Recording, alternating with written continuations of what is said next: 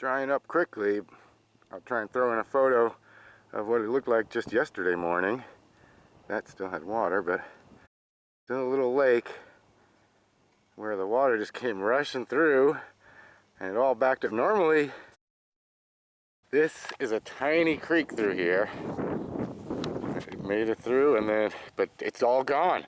This is like 4 or 5 feet of mud.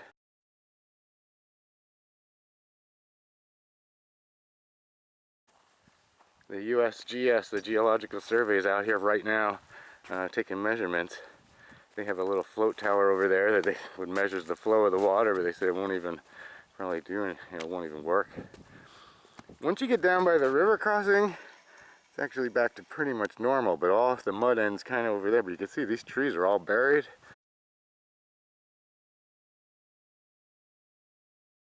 I mean, it all just, huge amount of mud just came down from there.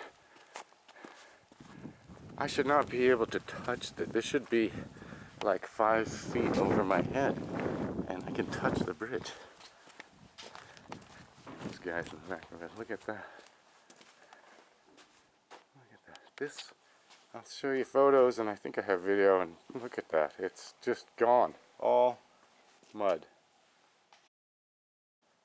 Here's a before shot from last year. Not the best angle because the creek and trees are sort of off to the right, but you can see how much higher the bridge was, and we get the treat of a bighorn sheep being out there.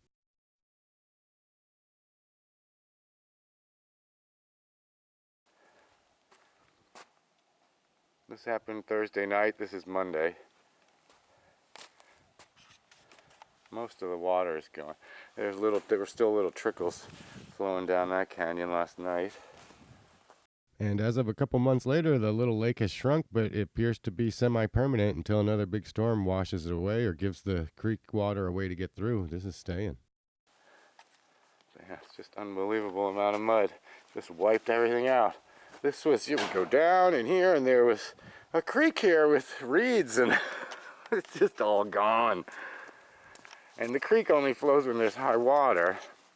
The main water crossing is down there, but the whole creek area is just gone. You can see it's still kind of wet through here. It's just gone, just wiped out.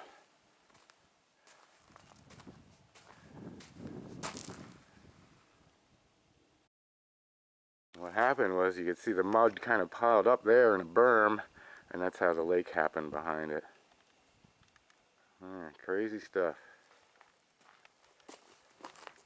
That this graffiti is all buried will give you some idea of how much mud, and that means, yeah, no, those rocks were carried in with everything else. That graffiti was well off the ground.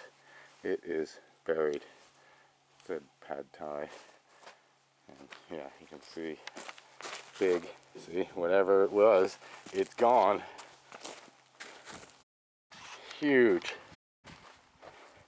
All of this flowed in here. Yeah, it brought the ground level so far up in this area that it probably will flow less frequently. And it'll just stay underground until it gets to the normal crossing back over there. That looks a little different, I'll show you. So there's that debris pile in the middle, and it's a little extra dark muddy, but otherwise about back to normal down here. You can kind of see the water flowed hard. I'll get a shot from above. You can see the grass is mushed down, but back to normal over here. You can see the grass got all flattened down by the flow, and that must have been where the water was going through, also there. But otherwise the mud stops just right about there. And there's the bridge.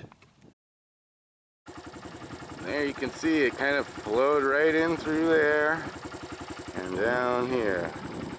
Only just a whole cliff from up in there. We took a hike up in there, couldn't really find anything that was definitively where it came from, but might have just been little bits from all over the place. And there's Afton Canyon campground. Empty on a Monday morning. Only the Geological Survey people out here, and yeah, I'm on the little dirt bike. And here we are just upriver of the water crossing. See, it's extra green in here. Look at all that grass. There's even a tiny bit of water little surface water there. That's the river flowing by. Flowing that way. The river is just close enough to the surface to keep some green plants alive down here, but it's all sand from here out. And that way's back into the canyon, so it just keeps getting green. You can see the trees just start over there, the brighter green trees. These are more desert trees. Those are more river type trees. And I'll give you a view from up top so you can get a look at the wider, see it's a long ways of plants and stuff. So to really understand what the dry river, how it totally dries out, I'll go up top and get a shot. Here we are about a mile upriver, more or less west. The river bank that's where the underground river is. And the river is flowing all through there. So you can see, I mean, there's some vegetation, but not much. It's pretty desolate. But the Mojave River flows all through there out to the San Bernardino Mountains is where its source is, and through here it's just flowing through the sand. Yeah. Pretty amazing what one storm, 1 hour of rain did all of that damage. That's what I've been told. Unbelievable. Yeah, and up here you can't even tell. You know, it's flatter, so.